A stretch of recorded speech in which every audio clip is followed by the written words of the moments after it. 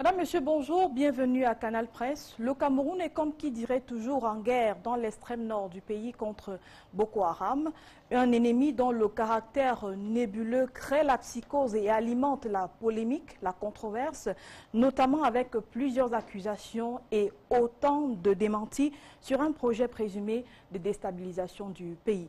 C'est le sujet principal au menu de cette édition. Voici Ghislain Pierre-Essonneau avec les sujets de Canal Presse.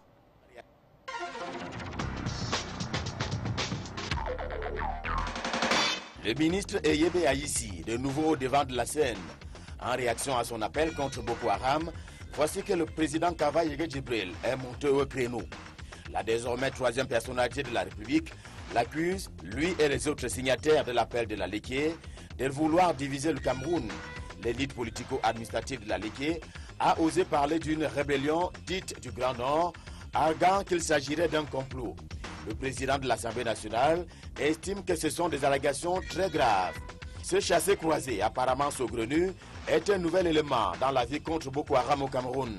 Ouvrons grandement nos oreilles et nos yeux et constatons très vite, avant de continuer, que les rébellions venues du Nord ne sont pas si bonnes si le sujet est politisé. Si le sujet touche à ce que le Cameroun a de plus cher, la cohésion, l'unité et le patriotisme. Pendant que nos vaillants soldats sont au front, l'arbitre et l'arbitrage sont attendus sur ce cas précis. Les Lions, avec ou sans victoire, sont désormais new look. Les supporters vont désormais s'habituer à de nouvelles faces.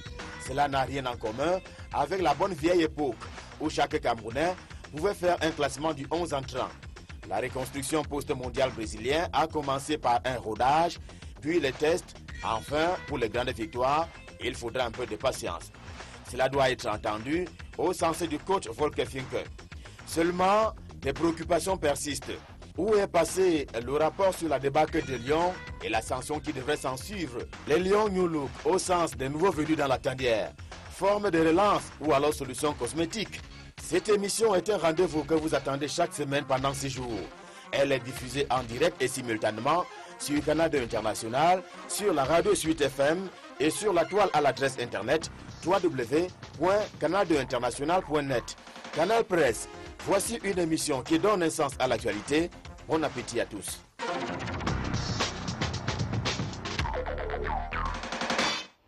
Ghislain Pierre-Essonneau, que vous retrouverez ce soir dans l'arène avec face à lui Roméo Dika. Invité de Canal Presse ce dimanche, Emmanuel Atangana, bonjour. Bonjour Carole, bonjour à tous les autres panélistes, bonjour aux téléspectateurs de Canal 2 que je trouve après 2 mois. 2 ans, vous avez dit. 2 ans de, je ne sais pas s'il faut appeler ça suspension ou censure. Et bonjour à tous les spectateurs. Ni l'un ni l'autre. Merci de m'avoir invité. Alors, la rentrée scolaire, c'est demain. Le gouvernement, lui, s'active à réussir ce moment qui est crucial pour le secteur éducatif. Mais il sévit aussi à nouveau au sujet du phénomène des établissements clandestins. Est-ce que vous diriez que c'est difficile d'en découdre finalement? C'est pas difficile, on note seulement que c'est un phénomène récurrent à chaque rentrée scolaire. La région littorale d'où je sors est connue comme le fief de ces établissements clandestins. Heureusement, monsieur le gouverneur de la région, Joseph Betty Assomo, a mis sur pied, il a créé une commission chargée de fermer ces établissements, une commission qui est pilotée par monsieur Yomkil, le délégué régional des enseignements secondaires, qui a fait d'ailleurs le tour des 4 départements de la région pour procéder à ces fermetures, en compagnie de M. Étienne Ludovic Mba, qui est le secrétaire général des services du gouverneur. Mais il faut noter, Carole, que ce phénomène est créé à la faveur de 3 facteurs. Le premier, c'est que certains fondateurs considèrent l'éducation comme une marchandise, alors que l'éducation, c'est un service public. Le deuxième facteur, c'est que l'État lui-même aussi n'a pas créé des établissements là où on en a besoin. Il y a certains quartiers, pour prendre l'exemple de la ville de Douala, l'arrondissement urbain de Douala 3e par exemple, il y a des quartiers entiers qui n'ont pas d'établissement public. Et l'autre facteur, c'est que les parents eux-mêmes ne connaissent pas la loi qui réglemente, qui encadre la création des établissements, et le gouvernement aussi a peut-être sa part de responsabilité parce que l'obtention d'une autorisation de création d'un établissement relève parfois c'est un parcours de combattant, vous direz ? Parcours du combattant. C'est tout ça qui explique, mais le phénomène est maîtrisé avec notamment ce que je viens d'indiquer, la fermeture systématique depuis 2 semaines de ces établissements dans la région littorale que je connais particulièrement. Rendez-vous donc l'année prochaine pour voir si elles vont encore exister, ces établissements. Chantal Roger Tulé, bonjour. Bonjour Carole. Merci d'avoir accepté notre invitation. C'est un privilège, nous sommes 25 millions d'habitants, un peu plus. Si vous m'invitez à votre émission, c'est que j'ai réussi à séduire votre attention et celui sans doute de vos téléspectateurs. Surtout les téléspectateurs. Les artistes sont passés à la caisse cette semaine pour une répartition très controversée. Alors certains sont mécontents, ils disent que les critères des choix des bénéficiaires ne sont pas compréhensibles, il y a les montants des enveloppes qui font problème, mais aussi d'autres remettent en question le principe même que le gouvernement opère cette répartition. Qu'est-ce que vous en pensez? Eux sont heureux de passer à la caisse. On parlait de rentrée scolaire. Oui. Je voulais préciser ici que les jeunes élèves de mon village, ils s'appellent Beul, ne vont pas prendre les classes en même temps que les autres. Parce que le directeur de cette école-là, qui a engrossé la moitié des élèves de la classe de 4e, a pris la fuite. Et que les bâtiments ne sont toujours pas faits. J'ai dû mettre de mon argent pour acheter 3 tonnes de ciment. Donc les artistes, eux, ils sont heureux. Les artistes qui reçoivent un peu d'argent sont heureux, d'autant plus qu'il faut demander au Cameroun qui est artiste. Quelques saltimbanques prennent 2 petites cordes de guitare, les grincent à longueur de journée, vous fatiguent sur votre fenêtre et annoncent qu'il est artiste. Il faudra savoir aujourd'hui qui fait quoi, qui peut faire quoi, qui doit faire quoi. Le ministère de la Culture, c'est quand même le ministère des livres, le ministère de la poésie, le ministère de la pensée. Ce n'est pas seulement le ministère de ces petits braillards qui, à longueur de journée, vous chantent que vous avez mis un caleçon rouge et qui pense qu'il est devenu quelqu'un qui doit bénéficier de l'aide de la République, de la sueur des autres citoyens. Vous savez, il y a quelque chose qu'ils ont créé autour de cet éternel esprit de mendicité. J'ai entendu chaque fois, dans la radio de mon ami Emmanuel, il faut venir en aide à tel artiste qui est très malade à l'hôpital. Mais ces artistes sont des travailleurs, évidemment pour quelques-uns des travailleurs de nuit, qui donc sont certainement affiliés, qui ont des économies. Pourquoi faut-il que quand Carole est malade, qu'elle fasse recours à son directeur général ou à ses impôts ou à je ne sais pas quoi, pendant qu'un artiste, lui, ameute toute la République parce qu'il n'a pas un sou. Moi, je voulais saluer le travail serein, sérieux, de refondation, de reformulation, de réorganisation qui est fait par Madame Mouna, que le président de la République tient justement à présenter comme une chance pour la culture au Cameroun. Pour dire que des choses fondamentales se font qui ne sont pas celles de l'agitation. J'ai entendu à Fouacom dire ce matin dans vos antennes qu'il faut savoir qui est artiste, qui a beaucoup travaillé pour la culture et lui ne se sentait pas spécialement proche de ceux qui n'ont qu'un seul disque. Il faut maintenant repartir qui doit prendre quel argent, qui fait quoi, qui vaut quoi et qui doit valoir quoi. D'accord, merci beaucoup. Hilar Kamga, bonjour. Bonjour et bonjour à tous les citoyens qui nous regardent et qui sont un peu inquiets par rapport au processus d'alternance qui est en cours au Cameroun. Et je vous accueille avec une mauvaise nouvelle. Le Cameroun a perdu une place au classement des économies les plus compétitives du monde. Le Cameroun se classe très loin derrière des pays comme l'île Maurice, le Botswana, le Rwanda. Au moment où l'on parle beaucoup de libéralisation et de ratification de l'APE, on va dire que ce n'est pas rassurant? Non, ça ne peut pas être rassurant. Vous savez, pour un pays qui a attendu plus de décennies pour faire comment on appelle ça, une commission agro-pastorale, et on a inventé par exemple l'aide des Indiens et que les tracteurs se retrouvent encore dans les champs aujourd'hui, ça n'est pas rassurant entre le discours économique qui est posé dans ce qui est servi dans ce pays et la réalité opérationnelle des actes gouvernementaux. Et puis en même temps, lorsqu'on est dans une situation de conflit entre guillemets, où d'aucuns parlent d'une invasion externe, d'autres parlent d'une secte et autres, lorsqu'il y a cette insécurité-là, il faut noter qu'il y a une corrélation réelle entre les indices de sécurité et de stabilité et la logique d'investissement dans un pays. Et donc, naturellement, malgré ce qu'on peut aller aux États-Unis essayer de brailler pour justifier les frais de mission qu'on a pu avoir dans le forum USA-Afrique, ça ne peut pas être de nature fondamentalement à remettre le climat des affaires sur les rails. Fondamentalement, le Cameroun ne peut pas être aujourd'hui un pays véritablement attrayant s'il n'y a pas un certain nombre de mécanismes qui sont mis en œuvre. Et malheureusement, on ne peut pas les mettre en œuvre maintenant parce qu'on est en situation de conflit, et de conflit de génération, et de conflit de politique, et de conflit de gouvernance. D'accord, on en reparle puisque c'est le menu principal de cette édition de Canal Presse. Georges-Alain Boyomo, bonjour. Bonjour Carole, permettez-moi de dire bonjour aux populations du Mayo-Tchanaga, du Logon-Echari et du Mayo-Sava, vous imaginez pourquoi. Vous êtes de tout cœur avec eux aujourd'hui. Ils sont frappés de plein feu par le phénomène Boko Haram. Je salue également particulièrement les soldats camerounais qui sont au front, également les élèves. Beaucoup ne vont d'ailleurs pas aller à l'école du côté de l'extrême nord, et sur ce point, et de l'est du Cameroun. J'avoue que je suis particulièrement choqué. Lorsque j'ai lu le message de circonstance des ministres en charge de l'éducation, il n'y a aucune ligne en rapport avec ces élèves qui n'iront pas à l'école, ces parents qui sont heurtés de plein fouet par le phénomène Boko Haram. On dira que c'est très camerounais. Je voudrais que vous commentiez notre actualité. Cette semaine, 9 jours après sa nomination, il y a un secrétaire d'État français qui a démissionné. Il est empêtré dans un scandale fiscal et c'est quasiment un record. Et vous direz que ça nous donne des leçons? Tout à fait, c'est-à-dire un ministre qui ne déclare pas ses impôts et qui démissionne quelques minutes après au Cameroun, cela passerait pour un miracle. Mais je dois reconnaître que depuis le scandale Cahuzac, il y a un vent de transparence qui souffle sur la société politique française. Vous savez, en France, aujourd'hui, les ministres déclarent leurs impôts, les ministres déclarent leur patrimoine. Au Cameroun, ce n'est pas encore possible. L'article 66 est à titre décoratif dans la Constitution, c'est-à-dire jusqu'aujourd'hui, on ne l'applique pas.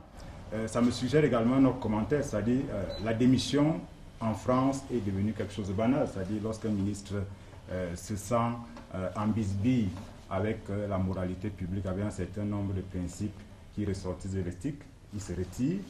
Or, au Cameroun, on voit clairement qu'il y a des ministres qui sont jetés en prison la veille et qui regagnent sereinement leur poste le lendemain, continuent à parler sereinement d'éthique. Je pense qu'on devrait également s'inspirer des exemples positifs de l'extérieur parce que nos amis, notamment du RDPC, convoquent les exemples de la France lorsque cela les arrange. Par exemple, vous vous rappelez le débat sur la modification de la Constitution où on citait le cas de la France où les mandats sont illimités. Oui. Voilà également un cas qui devrait interpeller nos amis du RDPC et même des partis de l'opposition parce qu'également là-bas il y a des présidents fondateurs à vie. J'allais dire qu'ils vous répondront au moment opportun. Jean-Benoît Tanier, bonjour. Bonjour. Le footballeur camerounais tué en Algérie, Albert Ebossé, sera porté en terre le week-end prochain. Et plusieurs compatriotes se demandent toujours quelles sont les circonstances exactes de sa mort. Est-ce que vous avez foi à la justice algérienne qui diligente l'enquête en ce moment? Alors, ce qui s'est passé est absolument regrettable, c'est-à-dire que quelqu'un qui part du Cameroun parce qu'il essaye de trouver fortune ailleurs, mais qui décède sur un terrain de football. Alors, l'information qu'on a jusqu'à présent, c'est qu'il a été tué par un jet de projectile qui a été fait par un supporter un peu fou. Et si on en croit les informations qui sont données par les Algériens, il y a l'autopsie. L'autopsie a été réalisée et cette autopsie a conclu qu'il est décédé des suites d'une atteinte par un objet contondant, un projectile en l'occurrence. Donc pour l'instant, je n'ai pas des éléments qui me permettent de douter de cette position officielle. C'est vrai que sur Internet, il y a d'autres choses qui circulent. Un coup de poignard, par exemple, dans les vestiaires. On prétend par exemple qu'il aurait été tué par un coup de poignard ou alors qu'il aurait été abattu à l'aide d'une arme. Je veux dire que pour l'instant, en l'absence d'éléments clairs, je m'en tiens à la version officielle jusqu'à ce que quelqu'un réussisse à démontrer que cette version officielle-là n'est pas crédible. Mais cela ne change rien au drame. Cela ne change rien au drame, quelles que soient les circonstances dans lesquelles il est décédé. Une chose reste constante, c'est qu'il est mort au cours d'un match de football, ce qui est quelque chose d'inacceptable. C'est quelqu'un qui est parti du Cameroun et comme les footballeurs au Cameroun vivent dans une misère indescriptible, il est allé chercher fortune ailleurs et malheureusement sa famille et lui-même n'auront pas l'occasion de profiter de cet exil qu'il a engagé pour pouvoir nourrir lui-même et sa propre famille. Et pour en ajouter au drame, je dois dire qu'il laisse un enfant qui avait quelques mois. Exactement, un enfant qu'il a encore visité lorsqu'il était ici pendant la Coupe du Monde de football. Messieurs, merci d'avoir accepté notre invitation ce dimanche. On va marquer donc le premier arrêt de cette édition. Voici Debo Andébé avec la revue de la presse hebdomadaire.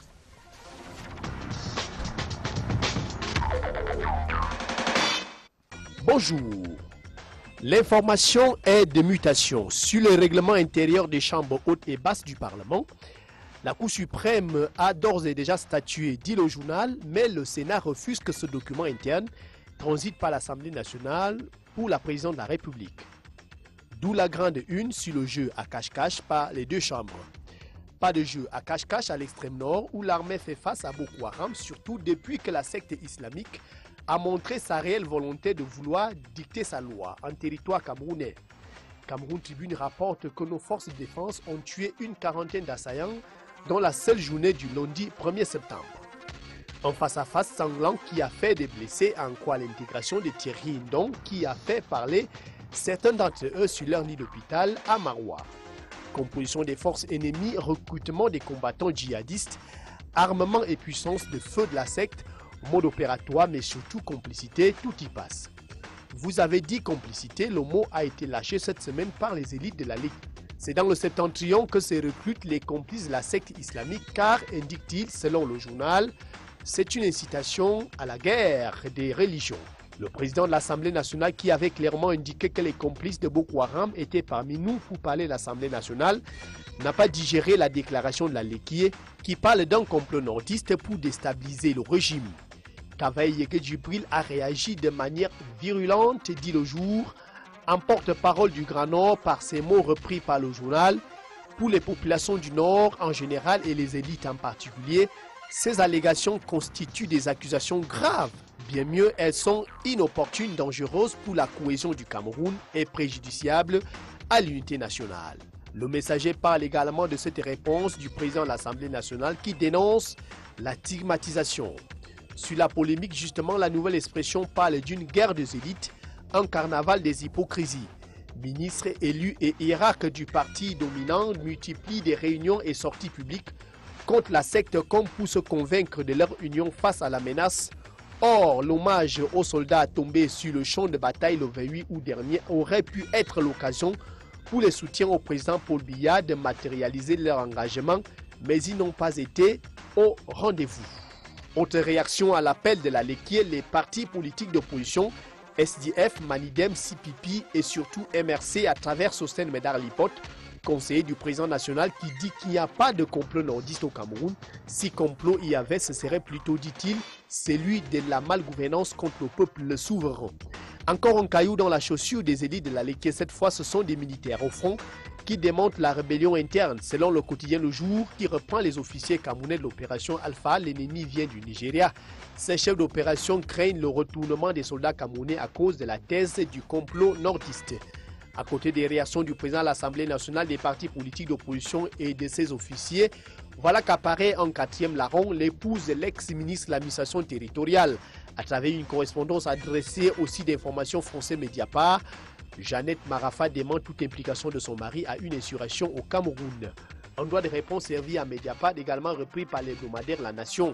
La France, souvent citée derrière Boko Haram, a réagi elle aussi à travers un communiqué de l'ambassade pour préciser la position de l'Élysée. Un démenti sur une éventuelle entente avec la secte islamique ou toute autre filière.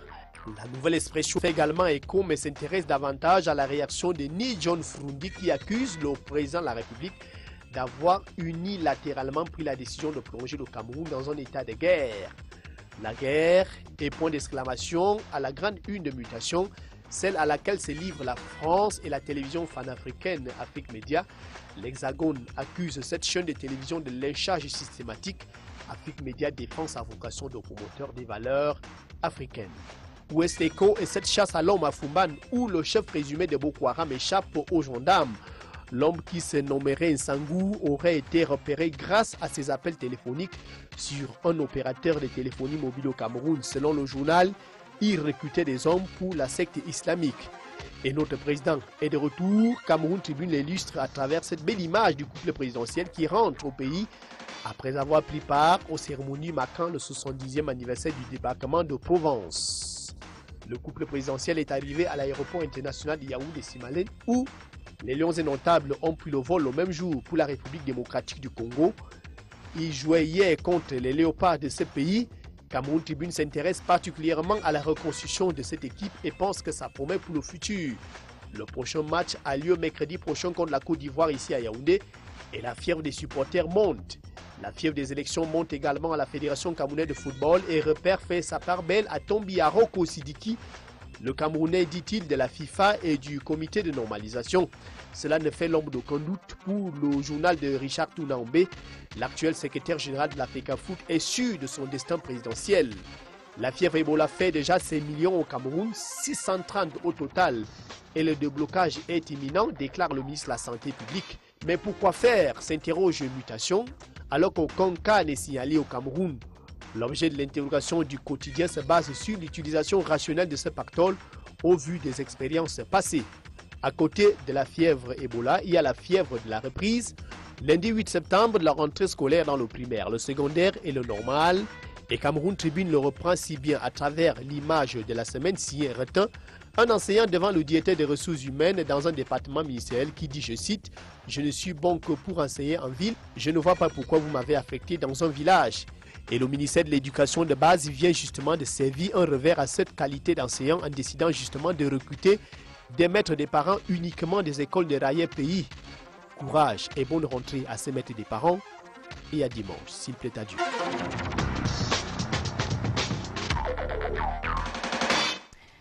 Merci à vous Arlé Desbons-en-Début, on vous retrouve la semaine prochaine. On ouvre les débats avec ces incursions de Boko Haram qui ont engendré un climat de suspicion sous fond de polémique au Cameroun. Je propose d'aborder, messieurs, cette question en quelques clichés, 4 précisément. Le premier cliché, c'est la thèse de la rébellion en elle-même.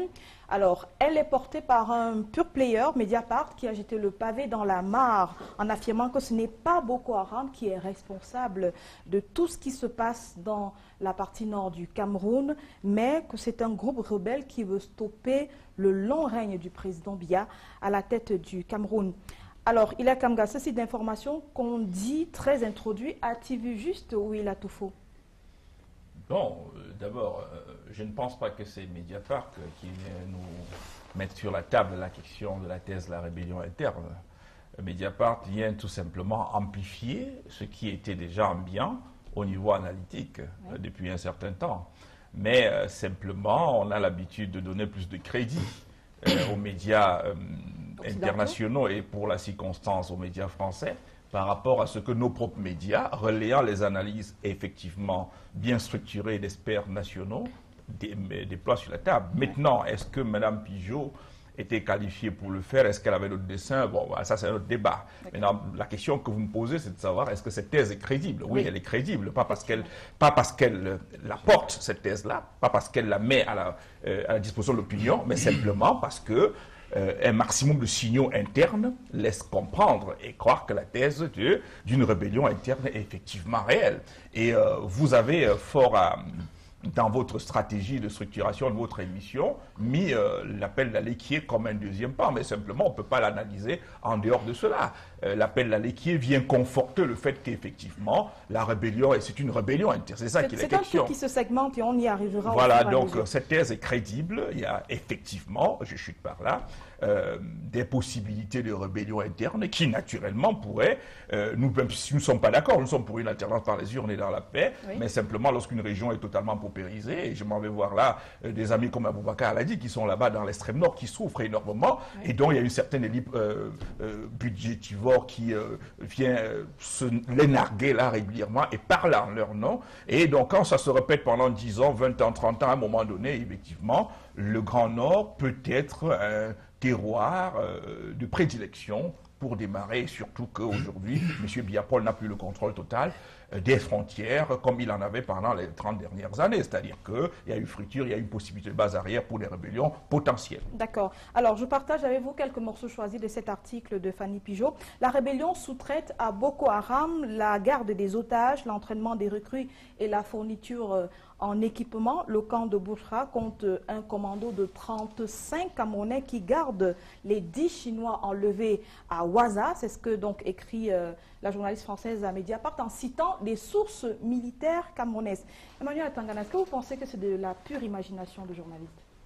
Je crois que la concert a fait un travail d'investigation tant que journaliste d'investigation. Mais je ne fais pas entièrement foi à toute son analyse qui a été publiée dans notre site Mediapart, mais je note quand même avec elle qu'il y a certains facteurs qui peuvent militer en faveur de cette thèse selon laquelle il y aurait une rébellion interne dans le Grand Nord du Cameroun, particulièrement dans l'extrême nord. Le premier facteur, c'est cette errance des rebelles centrafricains et tchadiens, cette circulation des armes de guerre dans cette région du pays, aussi l'enrôlement de près de 3000 jeunes camerounais par la secte islamiste Boko Haram. Ces trois facteurs militent en faveur de cette thèse-là, mais je crois que la consoeur a puisé ces informations à bonne source, mais comme ces informations aussi sont très sensibles et que les services secrets camerounais, notamment la direction générale à la recherche extérieure, est sur le dossier pour faire maintenir à cela, parce que toutes les informations ne sont pas bonnes, surtout que nous sommes en état de guerre. C'est pas sur un plateau de télévision qu'on va tout déballer. Même s'il faut informer les Camerounais. Georges-Alain Boyomo, Fanny Pigeot a travaillé au Cameroun pendant plus de 2 ans, où elle a été correspondante de l'AFP et de Libération. Elle a même écrit un livre intitulé « Au Cameroun » de Paul Biya. Est-ce que la connaissance qu'elle a du Cameroun peut influencer la compréhension d'un article dont la gravité n'est plus à démontrer? La connaissance qu'elle a du Cameroun peut influencer sa posture dans un sens comme dans l'autre. Parce que vous savez qu'il y a une thèse qui prospère actuellement dans l'opinion. C'est que cet article de Fanny Pigeot a été écrit au Cameroun par des pontes du régime pour envoyer un signal à un certain nombre de personnalités du Grand Nord avant que la lecture ne s'engouffre. Et que Fanny a juste signé, elle a juste apposé sa signature. Bon, je ne vais pas faire insulte à l'intelligence de la connaissance, ce sont des Pigeot. pratiques Elle a quand même écrit un ouvrage qui a été très discuté, mais un ouvrage quand même qui nous renseigne assez sur le Cameroun de Paul Biya. Maintenant, il faut savoir une chose, c'est que Boko Haram est une nébuleuse. Et tout ce qui tourne autour d'une nébuleuse est nébuleux. Ça veut dire qu'on ne peut qu'échafauder des hypothèses. Je vous dirais d'ailleurs que même les géostratèges, même les spécialistes en sciences des conflits, la polémologie comme on l'appelle, ne peuvent pas dire avec une précision chirurgicale ce qui se passe dans l'extrême nord du pays. Mais il y a quand même des signes, comme il le dit, qu'il y a une rébellion en incubation. Parce que contrairement à ce qu'un ministre de la République a dit vendredi, Boko Haram ne vient pas au Cameroun pour chercher du riz et du beurre. Ça, c'est incroyable. C'est-à-dire que lorsque Boko Haram s'attaque à des symboles de l'État, ce n'est pas parce que Boko Haram a faim, c'est d'ailleurs ignorer la puissance et l'organisation de Boko Haram qui a pratiquement toutes les structures d'une organisation professionnelle. Maintenant, est-ce qu'il y a rébellion, est-ce qu'il n'y a pas rébellion? Je dois simplement dire que la polémique survient au moment où on tend à faire croire que cette rébellion est menée par des personnalités du Grand Nord, ce qui n'est pas établi. C'est d'ailleurs dit dans l'article également de Fanny Pigeot, je ne partage pas entièrement parce que je n'ai pas des éléments irréfutables sur la question.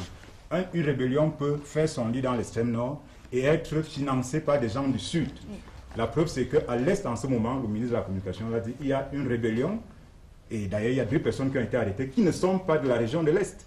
Donc, je pense qu'il faut évacuer d'abord toutes ces incongruités, peut-être pas ces incongruités, ces choses qui peuvent prêter à confusion. D'accord. Et justement, vous citiez un passage de cet article que je vais lire pour vous, Jean-Bruno Tanier. Fanny Pigeot écrit « Quant aux initiateurs et financiers de ce mouvement, ils seraient à chercher du côté des politiciens originaires du Nord. » Est-ce que vous croyez en ce moment à la thèse de la récupération politique?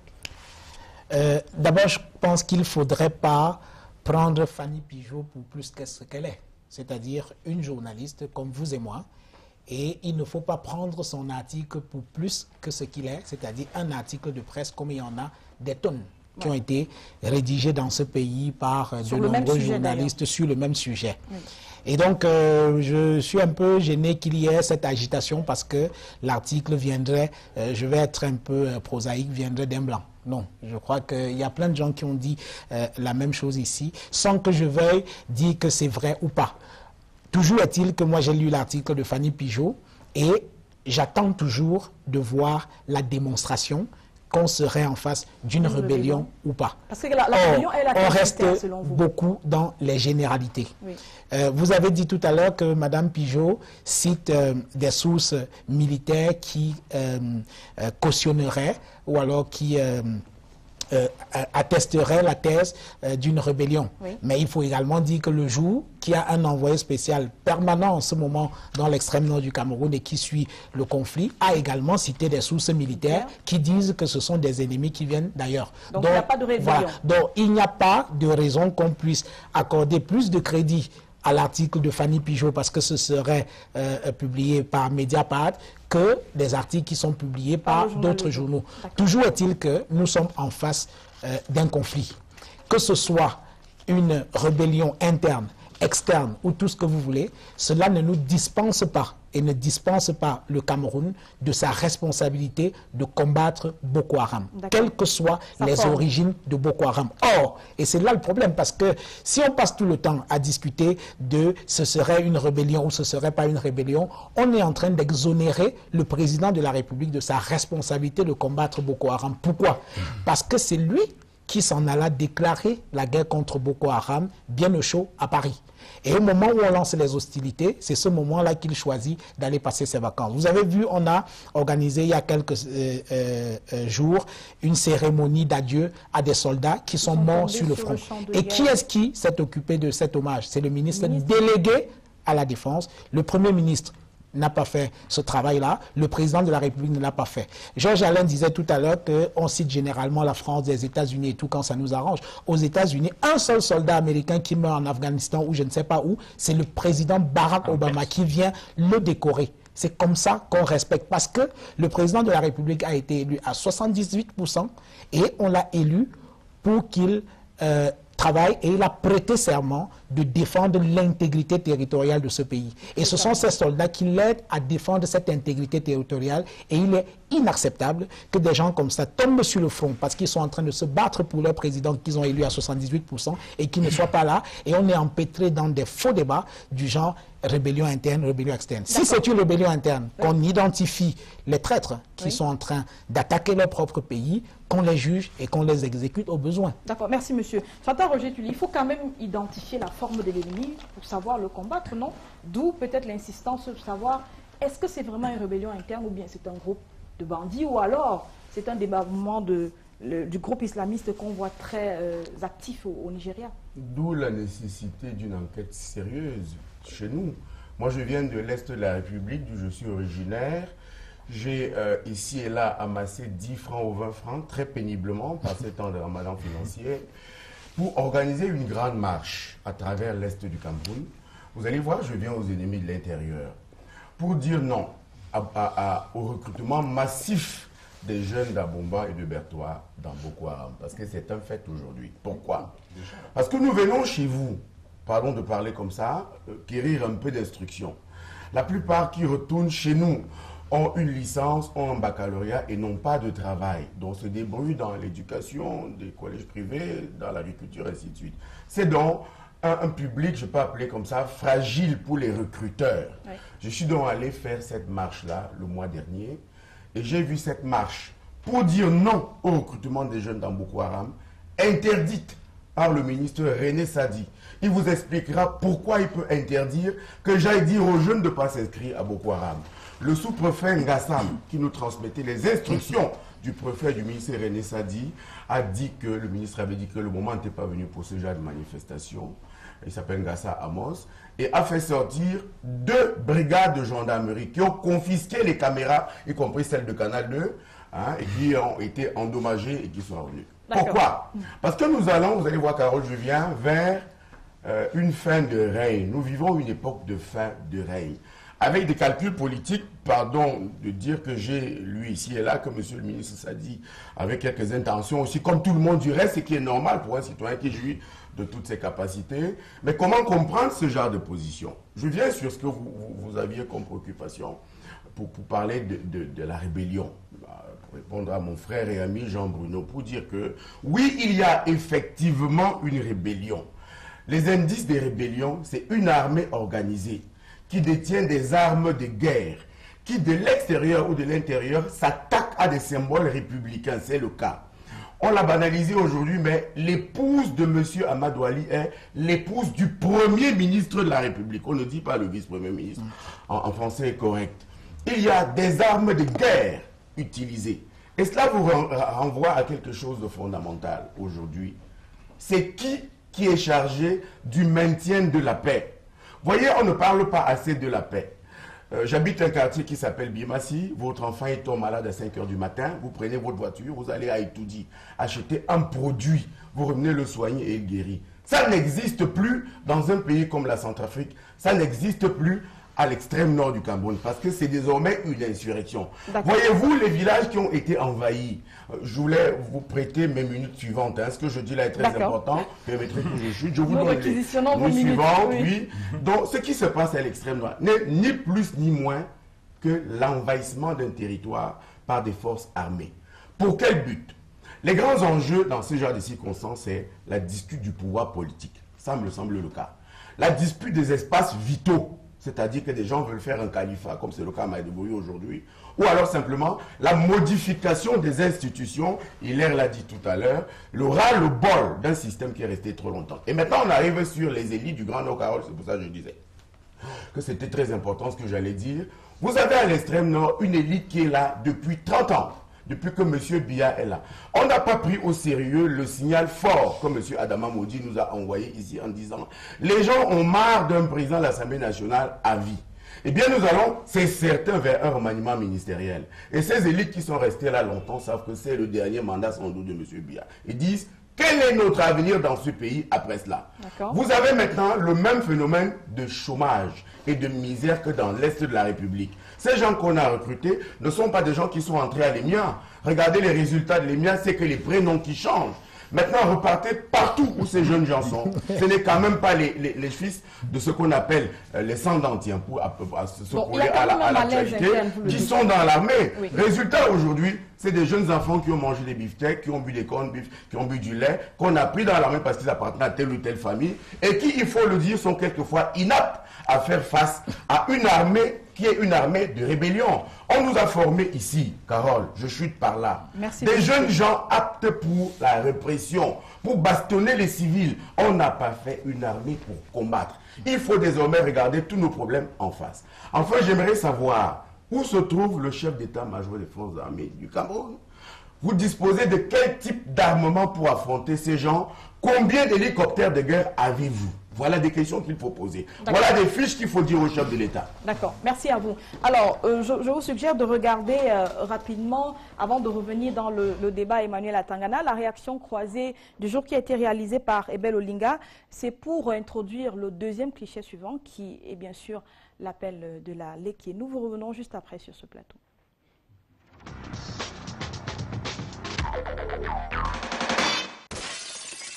Dans l'appel de la Léquié, effectivement, on met en exergue la question du double langage.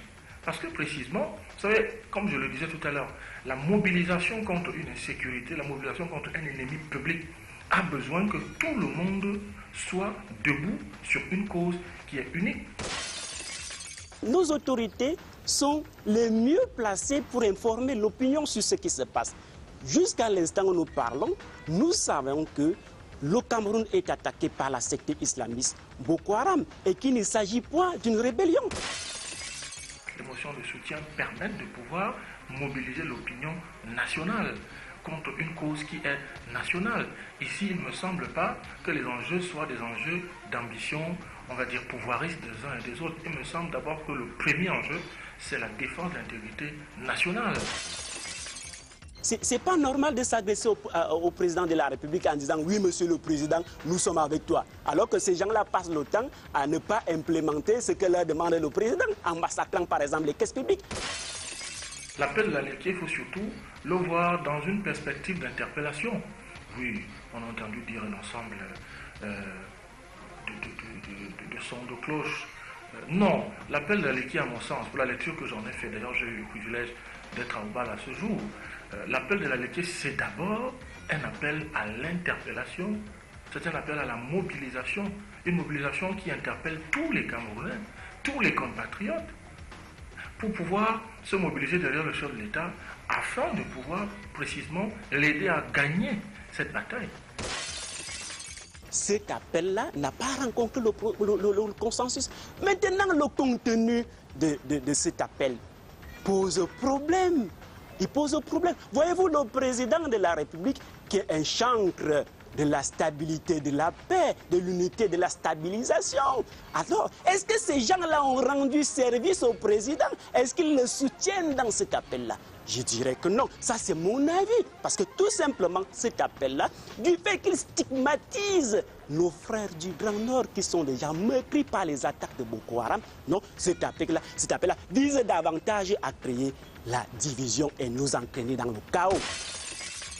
L'appel Lalekye, contrairement à ce que j'ai entendu dire, parle de stigmatisation, parle de balkanisation, ainsi de suite. Du tout. Il s'agit simplement d'un appel, à mon sens, qui amène à pouvoir se dire des choses de façon claire, sincère et franche. La position radicalise davantage nos frères qui sont du Nord, d'où la sortie du président de l'Assemblée nationale. Et donc, je dis, il n'y a pas de front entre le Nord et le Sud.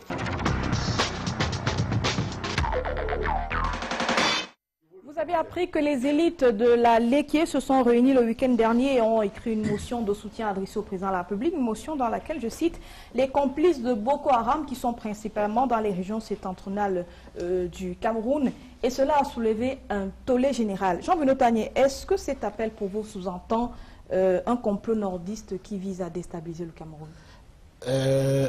Personnellement, non. Mais c'est ce que laisse croire cet appel de Lalekye. Vous avez lu un extrait de cet appel-là et il y a d'autres extraits encore plus terribles que je voudrais citer. Ils disent par exemple, oui contre les manœuvres pernicieuses de la part de ces complices de Boko Haram, manœuvres de chantage politique assimilables à une tentative de prise en otage ou de déstabilisation des institutions de la République ou à une conspiration politique inspirée par des fins diverses, notamment des ambitions politiques personnelles ou régionalistes. Je pense que l'appel de la Lalekye, c'est une escroquerie doublée d'une sauvagerie politique. Escroquerie, pourquoi? Parce que d'abord, il faut dire que ce n'est pas abus qu'on parle d'appel de la Lalekye, c'est l'appel de Eyebe Aïssi. Parce qu'en général, quand vous voyez ces appels-là, il y en a beaucoup au Cameroun. C'est la saison des motions de soutien d'ailleurs. C'est souvent accompagné de signatures. Or, cette fois, il n'y a pas les autres signatures.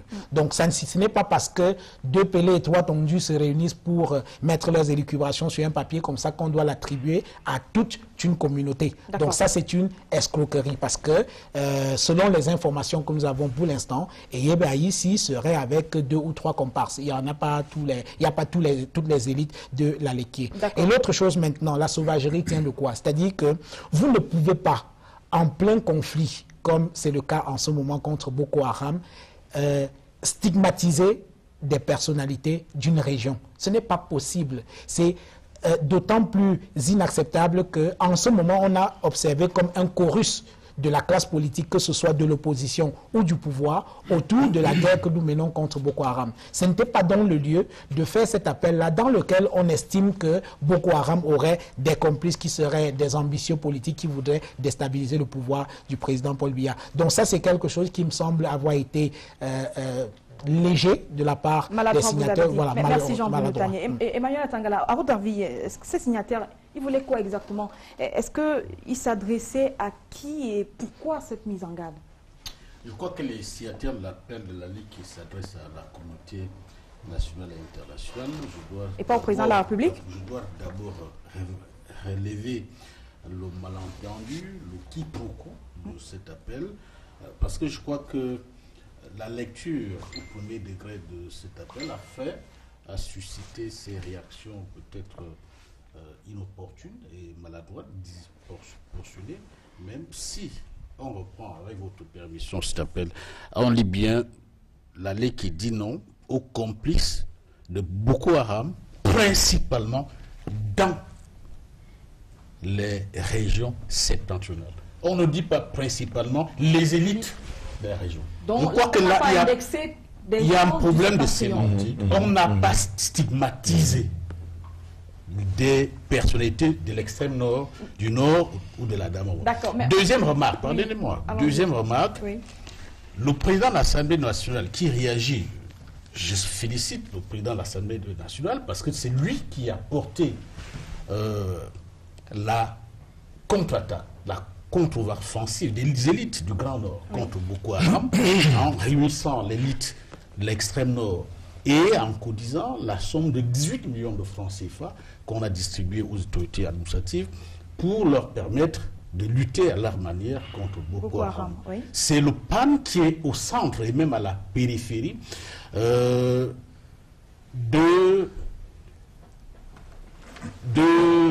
comment dire ça, la restitution des otages. Allons-y sur ce qu'il a fait et que vous trouvez le même génial. Président de l'Assemblée nationale, du haut de la tribune de l'Assemblée nationale, a dit ceci, je vous cite, ce qui correspond également au propos de l'appel de la Léké. Il dit, nous le savons tous, beaucoup sont parmi nous, les uns tapis dans l'ombre, les autres très actifs, mais dans l'hypocrisie. C'est-à-dire que le président de l'Assemblée nationale dit la même chose que l'appel de la Léké. Mais d'où vient le quiproquo donc maintenant? Oui, il dit la même chose et demande de condamner tous les complices de Boko Haram, qu'ils soient nationaux ou étrangers. D'accord, merci. Ila Kanga, réaction, vous dites que vous n'êtes pas d'accord, vous dites qu'il n'y a pas un problème sémantique. Il a dit. Non. Alors, allons-y. Ila Kanga, vous avez la parole. Il n'y a pas de problème de sémantique. D'abord, il faut noter, ça a été dit clairement. Les élites de la Léké, et puis bon, même là où je ne suis pas d'accord avec mon ami Jean Bruno, pour l'instant, j'attends plutôt des réactions des personnes qui disent nous ne sommes pas concernés. Parce qu'on dit, on signait les membres du gouvernement et assimilés. C'est-à-dire que tous, si quelqu'un était membre du gouvernement et assimilé dans la Léké et qu'il n'a pas signé, il lève le doigt. On dit les membres du Parlement original Léké, c'est-à-dire que c'est tout, c'est tous ces personnalités-là. Nous attendons que les journalistes, les brillants journalistes qui sont, nous disent, nous avons reçu un appel de tel ou un phare similaire de tel qui nous dit que je ne suis pas concerné. Cela étant considéré, à partir de demain, vous en aurez. D'accord. Donc cela étant dit, j'ai appris, non. Cela étant dit, en attendant demain, nous considérons que c'est toute cette élite qui profite de M. Biapol, qui se sent concernés. Maintenant, pour être dans votre lignée, les gens qui ne sont pas les élites et qui sont du vrai peuple de la Léké, comme les Dénis à Tangana qui représentent la jeunesse de la Léké, on dit ils ne sont pas concernés. Mais simplement pour revenir sur la sémantique, c'est M. Eyebe Aïssi et ses amis qui accréditent, qui nous rendent valable désormais la thèse de la rébellion interne. C'est dans cette lettre qu'on retrouve les mots partition du pays. Voilà. C'est dans cette lettre qu'on retrouve les complices passifs internes. C'est dans cette lettre qu'on retrouve les gens comme chantage politique assimilé. Ce n'est pas Boko Haram du Nigeria qui viendra faire chantage politique. C'est dans cette lettre qu'on retrouve tentative de prise en otage et de déstabilisation du pays. Donc, M. Eyebe Aïssi et ses amis ont des informations, c'est-à-dire qu'ils utilisent les services d'intelligence de l'État à leur fin personnelle et ont des informations qui ne sont pas à notre disposition. Qu'ils ont mis dans notre disposition avec cet appel. Non, bon, voilà, et donc cet appel traduise de manière claire le fait qu'ils sont plus au courant de la rébellion que nous. Mais simplement, ça veut dire que la rébellion existe. Et là, il faut que ce soit très clair, et je chute par là, Carole. Merci. Il faut que cela soit très clair. Parce que cette posture de la Léké, qui est une posture extrêmement dangereuse pour la République, parce que nous voulons l'alternance par les urnes et dans la paix, eux ils veulent par la guerre, parce qu'eux ils ont dit en 2008, toujours dans la Léké, qu'ils n'étaient pas capables de gouverner après M. Biapol. Ils ont signé un appel pour dire M. Biya ad vitam aeternum va rester au pouvoir, parce qu'ils n'en étaient pas capables. Maintenant que l'alternance est de plus en plus proche, parce que M. Biapol, naturellement, pourra peut-être ne plus être là, il décide, je chute par là, il décide de dire, ok, peut-être qu'il va falloir déclarer la guerre au Grand Nord, à nos amis du Grand Nord qui nous regardent et qui souffrent là-bas, et dont personne n'est allé les regarder là-bas de l'autre côté. Et si on est dans une situation de désordre et vraiment de rébellion, peut-être qu'on peut trouver un raccourci pour reprendre le pouvoir après M. Biapol et restructurer à l'intérieur du RDPC produire ce que le Cameroun a connu dans 32 ans et nous disons. Emmanuel Tangana, vous réagirez après. Georges-Alain Boyomo, est-ce que finalement la réponse du président Kava Yégué Djibril, est-ce que vous la sentez concertée avec les autres élites de cette partie septentrionale que vous connaissez très bien? Bon, je dirais d'abord une chose, Carole. J'ai retenu un proverbe de mon séjour en Chine. Il y a un proverbe chinois qui dit le sage montre la lune, l'imbécile regarde le doigt. Alors, la Lequier a produit un appel. Le président de l'Assemblée nationale a fait une déclaration qui a été entièrement lue par... C'était le 11 juin 2014. Oui. Alors, ce qui ressort premièrement de ces deux postures, c'est que l'union sacrée n'est pas possible. L'union sacrée n'est pas possible. Alors qu'on en a besoin. Voilà, en convoquant l'exemple du football, parce que c'est généralement en football qu'on emploie le terme union sacrée au Cameroun. Lorsqu'on dit qu'il y a union sacrée, on connaît exactement l'adversaire. Tout à fait. Par exemple, lorsque le Cameroun joue contre la RDC, on sait exactement que c'est la RDC. On connaît la nature, on connaît la puissance, on connaît tout ce qui concerne l'adversaire. Oui. Or, pour le cas d'espèce, on ne s'accorde même pas déjà sur l'adversaire. Et la première personne à ouvrir la boîte de Pandore, c'est le président de l'Assemblée nationale. C'était le 11 juin 2014. D'accord. Alors, il est comme peut-être... Emmanuel Attend n'en a pas lu entièrement ce que le président de l'Assemblée nationale a dit. Il a dit des complices passifs ou actifs qui veulent mettre le pays à feu et à sang. Alors, c'est déstabilisation également. Donc, on ne peut pas dire qu'il ne s'agit pas de déstabilisation. Ça, c'est la première chose. Et les propos du président de l'Assemblée nationale sont par ailleurs graves, parce que dans le même discours, après que le chef de l'État ait déclaré la guerre officiellement à Boko Haram, c'était le 17 mai à Paris. La première personnalité publique qui prend la parole au Cameroun, c'est le président de l'Assemblée nationale, devant la représentation nationale. Il parle d'union sacrée dans son discours, et lui-même, dans le même discours, déconstruit l'union sacrée, parce qu'il indexe clairement des gens. D'ailleurs, on ne peut pas nier que le président de l'Assemblée nationale est négociateur dans la libération des otages. On ne peut pas nier que le député Abamala a toujours négocié. On ne peut pas nier que Amadou Ali a souvent négocié. Enfin, les élites de Nord sont actives dans ce processus. Cela dit, oui. Je n'accrédite pas entièrement l'appel de la Lequier, qui reprend, comme je l'ai dit, à grands traits la sortie de Kava Yégué Djibril. Il y a des aspects qui peuvent effectivement prêter à débat.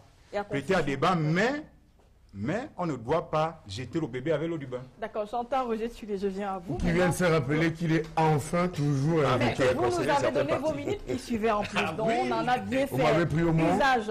Alors, je voudrais parler avec vous de cette thèse du complot occidental. On en est au 3e cliché. De nombreuses rumeurs indiquent que la France veut déstabiliser le Cameroun. Face à ces accusations, l'ambassade de France s'est fendue en un communiqué cette semaine, un démenti officiel. Alors, est-ce que c'est une réaction opportune à votre avis? D'abord, pour dire quand même une phrase, sur l'Assemblée nationale, oui. Pour dire qu'il y a, vous êtes plus jeune que moi, il y a 3 ans, 4 ans, 5 ans, M. Kavaï est coutumier de ce genre de sortie. Il s'agissait de mettre sur place l'école des professeurs d'enseignement secondaire de Marois, et M. Kavaï, avec toutes les élites politiques, tous partis politiques confondus, ont donné un ultimatum de 48 heures à M. Paul Biya pour que tous les ressortissants du Nord ne fassent pas ce concours et passent sous titre. Et M. Biya a plié, a signé, et toutes les élites du Grand Nord accepté. C'est-à-dire que cette union sacrée dont vous parlez est souvent possible dès qu'il s'agit de faire front commun pour défendre les intérêts du Grand Nord. Est-ce que le Cameroun est toujours uni? Ça me semble une question à poser.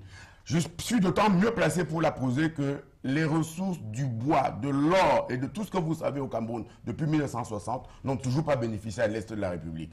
Vous parlez du complot français. On dit pas l'Occident et la France. Et cela me ramène sur la question que je pose généralement, qui peut faire quoi, qui doit faire quoi. Monsieur le Président de la République a certainement une kyrielle de conseillers qui ont donc préparé ce qu'on appelle les fiches pour lui. Qu'ils se mettent devant la représentation française, le peuple français, et déclare la guerre à Boko Haram, un mouvement qu'il ne connaît pas, qui n'a pas encore attaqué le Cameroun, m'a semblé de la faute de ses conseillers quelque chose qui aurait mérité la démission. On prépare une guerre avant de la déclarer. Les engins qui combattent au nord aujourd'hui, c'est des sortes de chars avec des chaînes qui s'embourbent à tout bout de champ. Regardez le genre de jolies voitures performantes, regardez le type de canon que Boko Haram a. Regardez le type de mobilisation, regardez. Je viens vous allez voir. Pour dire qui fait quoi, qui peut faire quoi. J'étais sur les conseils, je viens sur la France. Pour dire que on peut être un musicien médiocre, mal reconverti à la politique, mais on n'a pas le droit de dire que le Cameroun n'accepte pas l'aide de la France ni des pays étrangers pour lutter contre Boko Haram. Le Nigeria, mieux armé, mieux organisé, est en train d'abandonner l'État de Maïdougou. Est-ce que la France dit ce complot? Dites-le-moi. Est-ce que la France, oui ou non, est à l'intérieur de ce complot? Il y a d'abord le fait des incapacités des gens qui trônent au-devant des gouvernements, des ministères au Cameroun. Maintenant, pour quel intérêt la France déstabiliserait le Cameroun? Il ne me semble pas certain qu'elle ait un intérêt spécial pour cela. La France est en train de perdre la Centrafrique qui est dans une nébuleuse incroyable. Vous avez vu avec moi que la Guinée équatoriale vient d'entrer ouvertement chez les Portugais. Vous savez avec moi que le Nigeria n'est plus depuis il y a 3 jours le premier partenaire économique de la France. Vous savez que la Côte d'Ivoire et le Bénin sont incrustés, comment je dis cela, dans le machin Ebola. Personne au Cameroun, je parle des musiciens mal reconvertis en politique qui font des déclarations stupides, que personne ne peut prendre le prétexte de la France pour dire qu'aujourd'hui, il y a urgence à repenser la République. Carole, je finis. Le problème chez nous, c'est lequel? C'est la répartition des biens. Très peu ont tout pris et beaucoup n'ont rien. Au nord, ces jeunes gens qu'on recrute là vont là-bas parce qu'ils sont dans la misère, 3000. Les populations qui assistent indifférentes. Pendant qu'on transporte 10 Chinois sur des motos, ne le font pas parce que ces populations se sentent plus concernées par la République. Elles ne sont plus partie prenante de la République. Il faut avoir le courage politique de dire cela. Que ceux qui ont pris doivent repartir. Il me reste une phrase. Que les renseignements, par ces temps de nébuleuse, par ces temps de guerre, sont le nerf de la guerre. Qu'au lieu de quoi, on a quasiment mis les téléphones de tous les journalistes du Cameroun sous écoute. Et vous mettez un point à ce niveau et c'est la fin de la je voudrais dire très rapidement, je voudrais très rapidement dire quelques petites choses. Les écarts de langage de M. Cavaye Guédibril, qui est d'ailleurs coutumier du fait, ne peuvent pas justifier la sortie de M.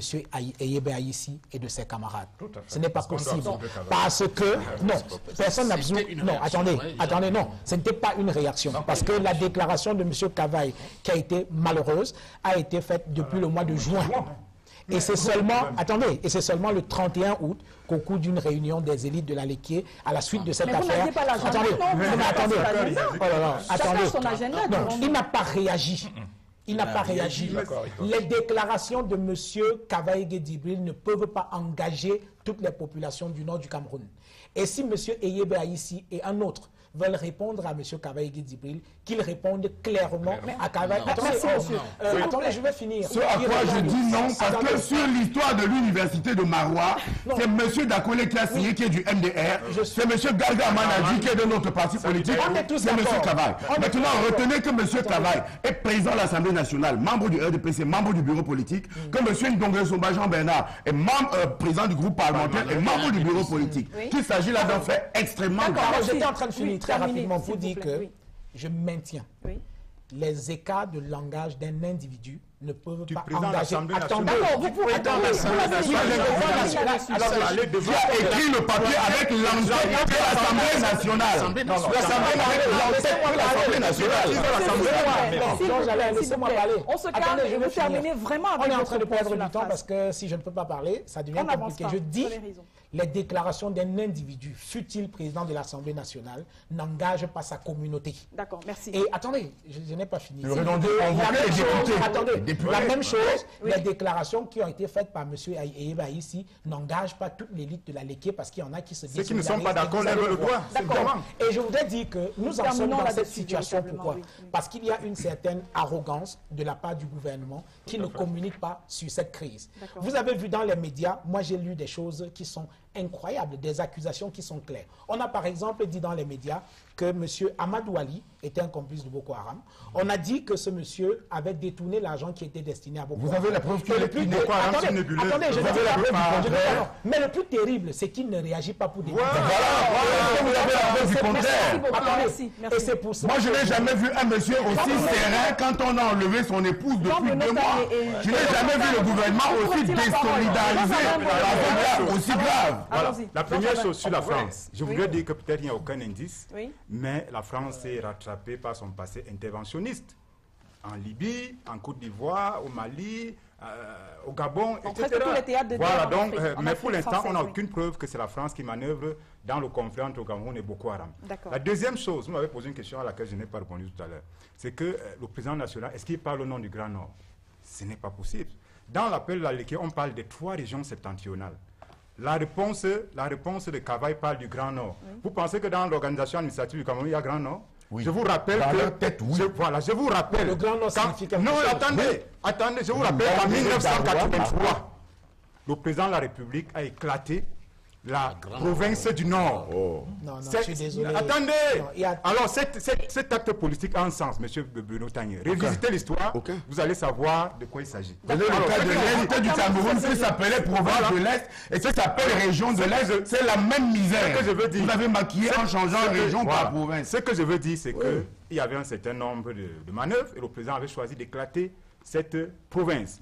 Alors, aujourd'hui, à chaque fois qu'on parle du Grand Nord, c'est rattaché à ce que M. Tulle a dit, un chantage politique. Oui. Et je suis un peu désolé parce que chaque fois, c'est le même individu qui en pointe. Oui. Et je vous assure, moi j'ai discuté avec les directeurs du Grand Nord. Je dis une fois de plus, le Grand Nord, ce n'est pas parce que le théâtre de la rébellion c'est le Grand Nord que ce sont forcément les élus du Grand Nord qui sont impliqués.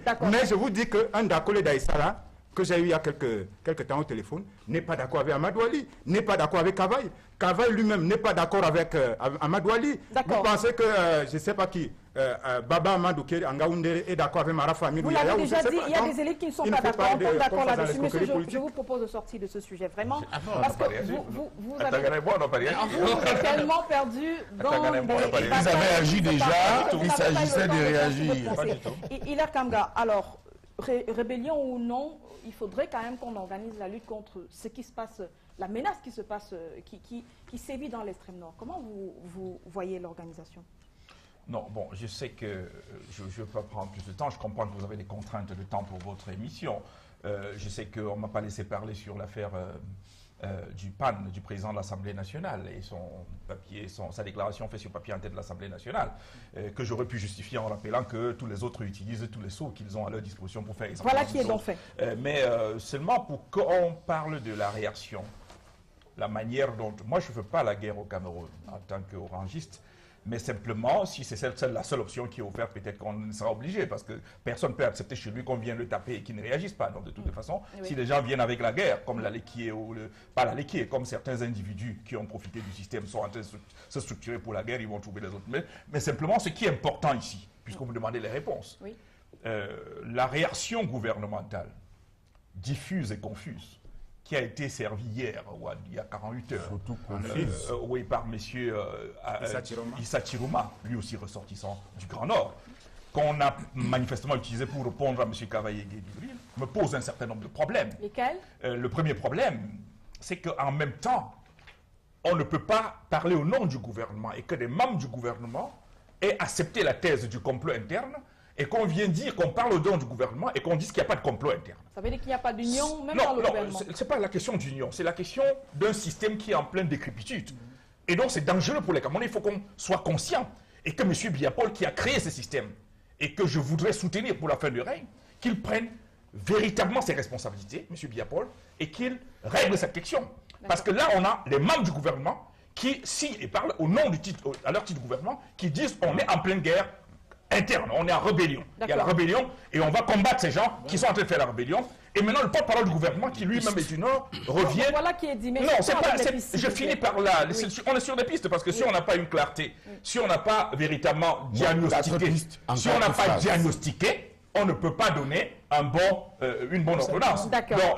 Mais il faut déjà que le gouvernement, parce que là, j'ai comme l'impression qu'on m'oblige à parler très vite, mais simplement, Chiroma, qui devait nous donner le diagnostic clair pour avoir notre solidarité globale, il nous a dit que pour, comment il s'appelle, Arissou, Maître Arissou par exemple, et Sidiki n'était pas arrêté par rapport au Boko Haram.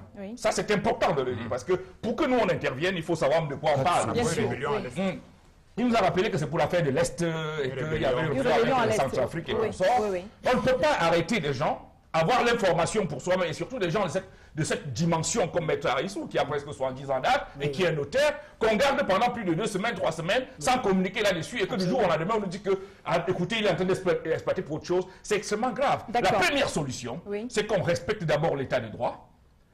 D'état de droit, ça veut dire que quelles que soient les raisons pour lesquelles les gens sont arrêtés, on doit communiquer là-dessus, on doit nous dire pourquoi ils sont arrêtés, et que les règles de la République soient applicables pour tous ceux qui sont arrêtés, Sidiki, Maître Arissou ou autres. Deuxièmement, que le gouvernement nous dise clairement contre qui on est en train de se battre. On va faire l'union sacrée contre qui? C'est contre la France qui attaque, contre la rébellion, contre seulement les gens internes, contre quoi et contre qui? Et que M. Biapol monte au créneau, que M. Biapol monte au créneau lui-même et nous dise s'il est encore président de la République du Cameroun, et dans ce cas, en quoi on doit le soutenir et comment on doit le soutenir. Merci, monsieur. 4 phrases pour Chantal Roger-Tulé. 4 solutions, 4 phrases. La première. La première, il faut remanier le gouvernement. Il y a trop de gens dépassés qui mettent de jolis mouchoirs et de jolies chaussures pour aller défiler au Grand Nord alors même qu'on ne connaît pas l'ennemi. C'est la deuxième phrase déjà. Deuxième, non, je suis à la première, sujet vers compliment. Deuxième phrase, simple, il faut redistribuer les fruits de la croissance. Le premier problème du Cameroun, c'est sa jeunesse. Quand on l'a formé, mal ou bien, il faut l'utiliser. Troisième phrase, l'âge n'est pas un handicap. Il ne faut pas que les vieilles générations pensent qu'elles vont s'éterniser définitivement. Il y a des gens qui aiment le Cameroun autant qu'elles. Quatrième chose, le pays n'appartient à personne. Il faut se souvenir que l'Est est également un foyer potentiellement réallumable. D'accord. Emmanuel Tangana, ce sont des bandits, c'est une rébellion. Est-ce qu'on peut s'attendre à un agenda politique dans les jours qui viennent, porté par des gens qui se présentent en revendiquant cette partie du Moi, je ne lis pas dans la boule de cristal. Moi, je vais... même pas votre souhait. Oui, vraiment, je vais répondre à la question sur les pistes pour sortir. Bien sûr.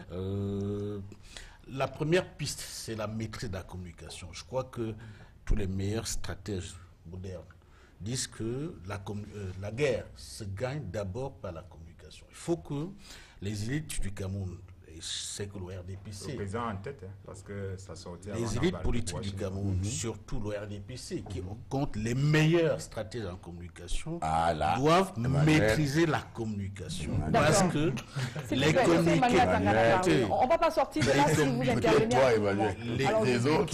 Les contre-communiqués, les appels et les contre-appels déstabilisent l'opinion publique. Non seulement l'opinion publique, mais ça, tous les efforts faits par le président de la République. Y compris même de l'armée. Justement. Mais quelqu'un dit que les soldats ont été lâchement assassinés dans leur paisible sommeil. Pour combattre la secte islamique. Donc il faut maîtriser la communication. Il faut maîtriser la communication. Deuxième piste, que nous tous les Camerounais, nous mettions comme un seul homme derrière le président de la République. L'union sacrée. Je voudrais dire qu'il faudrait que l'élite politique ou alors la petite bourgeoisie politique camerounaise se rende finalement compte qu'on ne peut pas remporter la guerre contre Boko Haram à coup de motions de soutien et des appels. Ce n'est pas possible. Qu'est-ce qu'il faut faire? Donc, il faut que les gens se mobilisent et que chacun joue son rôle.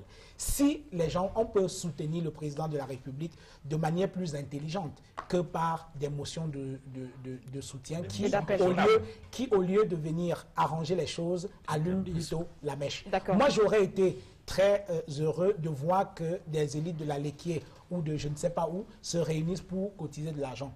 Et quand on est ministre, pour donner aux gens qui sont au front, et quand on est ministre, le meilleur moyen d'aider le président Paul Biya, par exemple contre Boko Haram, c'est de mettre en place de véritables politiques économiques qui peuvent permettre de lutter contre le chômage des jeunes, qui peuvent permettre de lutter contre les injustices sociales de toutes sortes. Et c'est le meilleur moyen d'aider le président de la République plutôt que par des motions de soutien qui, au lieu d'aider les choses, allument... Envenime la situation. Voilà. Merci. Jean-Bruno, Georges-Alain Boyomo.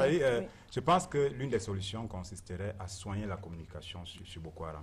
La première communication signée de Kavaï était malheureuse. La deuxième signée du président de la République a sémé la confusion. La communication au moment où il partait à Washington. La troisième de l'appel, la Léquier, a en rajouté à cette confusion-là. La communication également au niveau du ministère de la Défense me pose un problème. Faut-il, si on tue un individu sur le front, faut-il en faire un random? Moi, ça me pose un problème. C'est-à-dire, le président de la République m'a dit que le combat sera long. Donc, on ne peut pas pavoiser parce qu'on a tué, entre guillemets, 40 Boko Haram. Il faut maîtriser alors la que peut-être ils sont des milliers. Donc, oui. je pense qu'il faut soigner la communication. D'accord. Merci beaucoup. Alors, monsieur, vous le savez, le Cameroun est aussi sur un autre champ de bataille. C'est une bataille contre un virus, cette fois-là, la propagation du virus Ebola. Vous savez que notre pays a restreint la circulation des personnes qui viennent des autres États, avec notamment la fermeture de la frontière. Vous allez voir que dans certaines parties du pays, ces décisions-là ne sont pas prises au sérieux, puisque dans des coins où les gibiers se vendent, par exemple, le commerce se porte plutôt bien. Le reportage de la semaine est signé Arnaud Guéfac.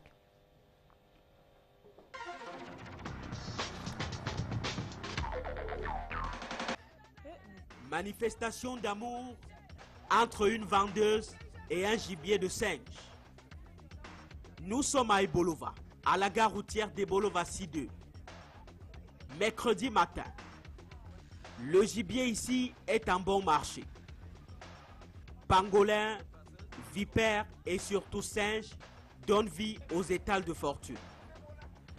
Au diable le syndrome d'Ebola qui hante le pays. Le singe a le sida. On va toujours manger. Le singe dans l'Ebola. On va toujours manger. Fais le sabotage, on va toujours manger. Ici, ça se dit et se chante. Là, ça se réalise. L'appétit débordant face à un plat. Ici, le bouillon de porc épic ou de pangolin. Là, le ragoût de singe ou de biche. C'est le singe. Le singe, on dit que c'est ça qui a le virus. Et le porc épic, c'est ça. La grande partie de la clientèle est sans peur. Pour eux, Ebola est une manifestation de colonisation. Pour moi, à ma conception personnelle, ça doit être une provenance des Blancs, des Occidentaux qui viennent nous injecter ça en Afrique. Vous ne voyez pas vous-même que cette maladie est Ebola. C'est là où il y a les pays, où il y a les minéraux, qu'on vient déclencher. C'est des maladies pour exploiter les minéraux. Il y a aussi ceux dont le courage de consommation brave tous les gibiers, sauf le singe. Oh, tu es viande de bouche, je peux, mais le singe, je ne peux pas. L'information sur le danger de la fièvre Ebola circule à travers des affiches sensibilisatrices du ministère de la Santé publique. C'est vrai qu'on n'en a pas pour mettre à toutes les maisons, mais on en a suffisamment mis et on en a distribué à toutes les administrations. Donc à ce niveau, nous pensons que le public peut déjà jeter un coup d'œil à des images et savoir à quoi s'en tenir. Si les adeptes et les accros de viande de brousse n'ont guère de répit pour leur désir, les frileux, eux, désertent le secteur de Vianga. Ça freine notre marché et il y a d'autres clients qui n'acceptent plus de manger la viande à cause de cette maladie. Et la répression qui s'invite. Samedi matin, gendarmes et personnel en charge des eaux et forêts sont en opération de saisie de gibier. Nous ne sommes que les payeurs. Allez arrêter les chasseurs en brousse. Hein, ça veut dire quoi? Jusqu'à casser les maisons des gens, nous on va continuer à vendre. Dans la cagnotte, une centaine de spécimens saisis. Celles que nous allons considérer comme des réservoirs potentiels d'Ebola vont être incinérés. Vous avez vu quelques spécimens vivants vont être transférés à vos petits. En attendant un probable changement de comportement, les vendeuses s'attellent à mettre du charme dans leur marmite, avec du bon piment, ingrédient le plus prisé.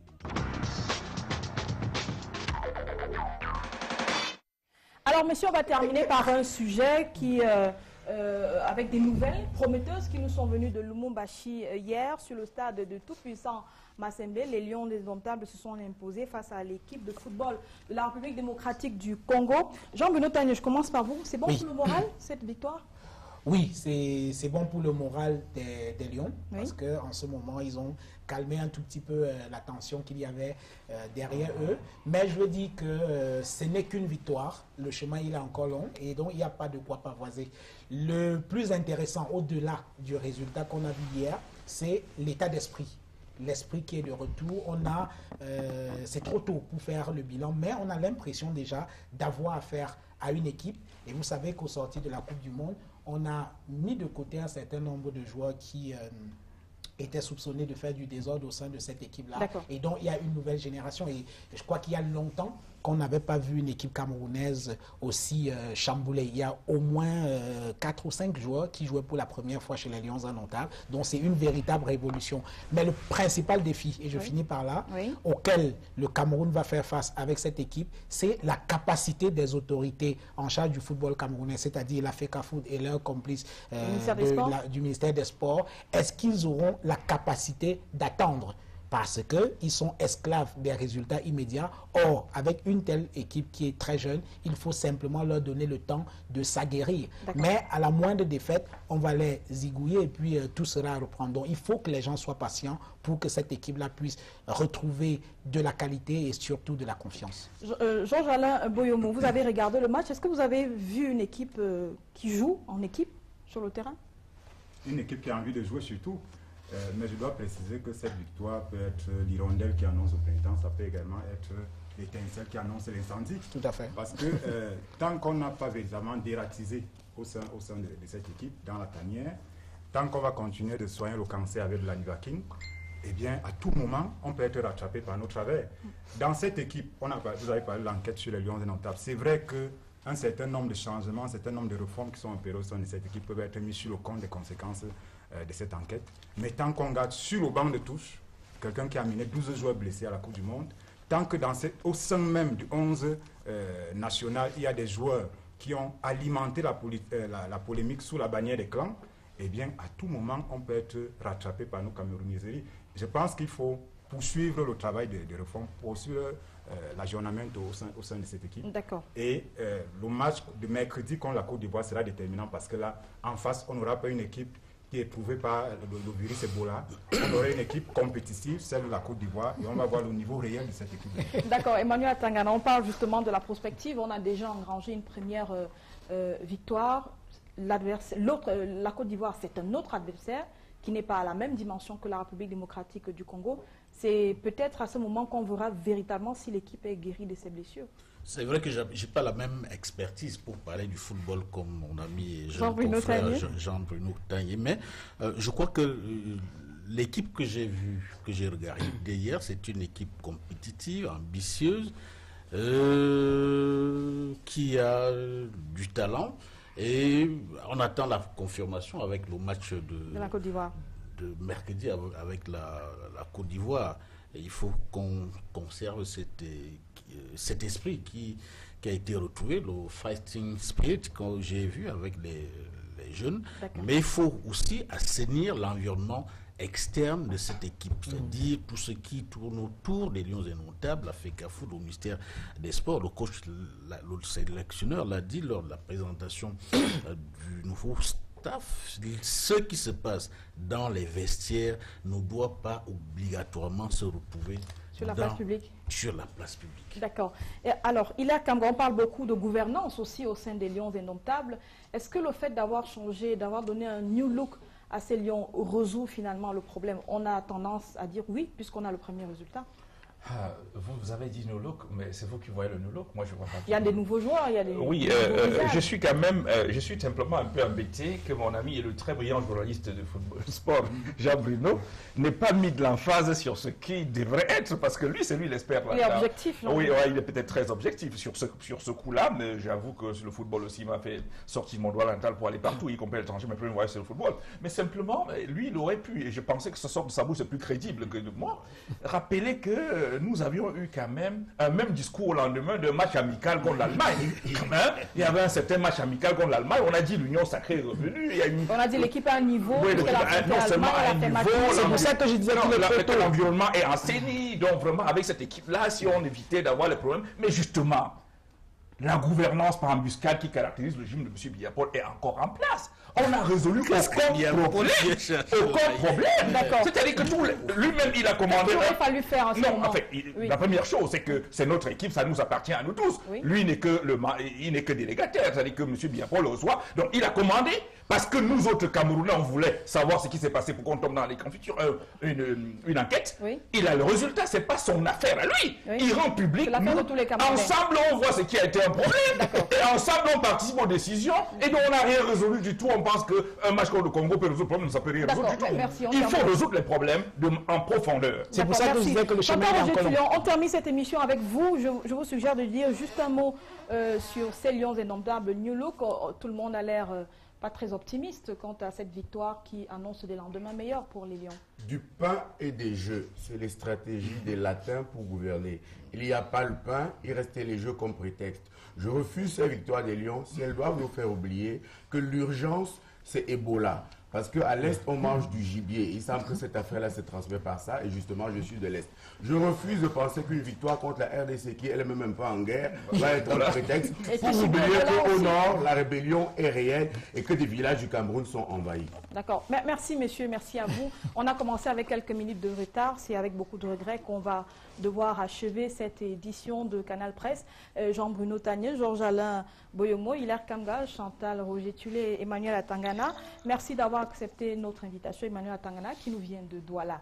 D'ailleurs, merci de nous avoir fait l'amitié de déplacement de Yaoundé, Ebel Olinga et tous les autres. Après m'avoir censuré 2 ans. Merci. Ebel Olinga et tous les autres qui se sont mis en quatre pour que cette édition prenne corps. Merci à vous. Retrouvons-nous dimanche prochain avec d'autres invités et d'autres thèmes sur ces mêmes antennes. Bon dimanche.